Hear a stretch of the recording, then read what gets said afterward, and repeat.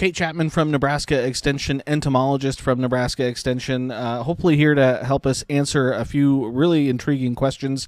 Really, the biggest of which, Kate, is we seem to have a large number of dragonflies in Lincoln. Can you kind of tell us what you think might be going on?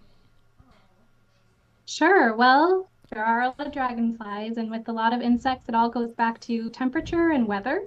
And dragonflies are kind of unique insects because they spend a good majority of their life actually in the water. And when the temperature and the day length is just right, they'll all come out, and just like now, it can be in mass.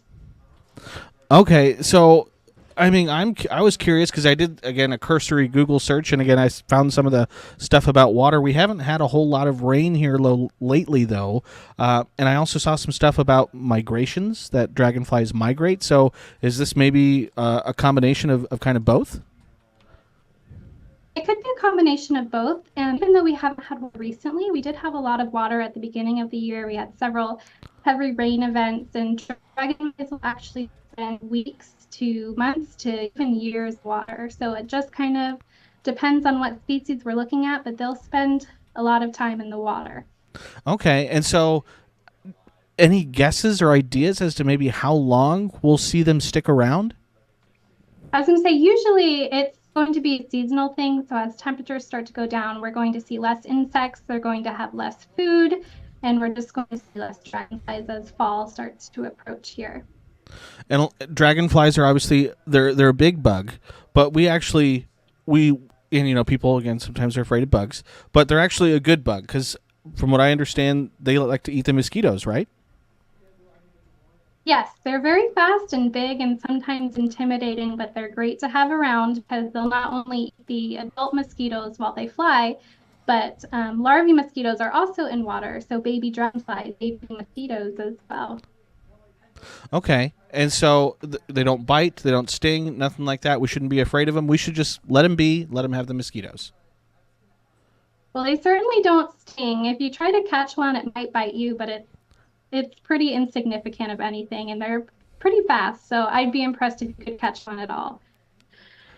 My sister had said something yesterday, just in our like family group chat. She's like, "Is anyone else's house being swarmed by dragonflies?" But then today, like one of our other people in the building was like, "We got viewer submitted video of like this, huge swarm of dragonflies." So I'm like, okay, maybe there's something going on. So like, let's try and figure it out. And so I tried to do it like in that cursory Google search, and I was like, I'm in over my head here. I need to call someone. Yeah, well, they certainly had a lot of food. We've had a bad mosquito year, so it doesn't surprise me we have dragonflies around too.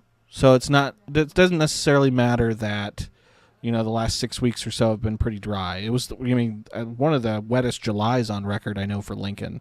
So it was probably that's when it all started, and maybe they're just kind of full grown now. Yeah, yeah, it takes a while for them to develop into adulthood. So usually, the temperatures we experience over the winter or in the spring are more important than what we're seeing right now for these Oh, aquatic insects emerging. okay, okay, all right. Well, I haven't ran into any yet personally myself. I'll see if I do. But Kate, I appreciate your time today. I really thank you for helping me out. Yeah, of course. Thanks for inviting me.